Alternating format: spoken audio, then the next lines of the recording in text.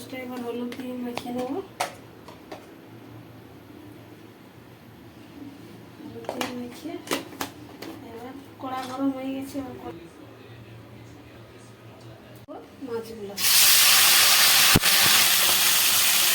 মাছটা পাল্টে দিলে একটু হয়ে গেছে। পেঁয়াজ কাঁচামরিচা ভেজে নেব। পুঁই শাকটা পুরোটা হালকা হয়ে গেছে, পুরোটা ই করে ভাজি না। কাঁচামরিচা পেঁয়াজ এবার দিয়ে দেবো পুরোটা। এবার দিয়ে দেবো টমেটো।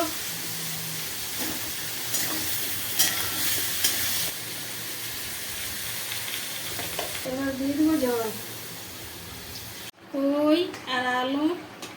এবার দিয়ে দেবো ভাজা মশলা 1 চামচ।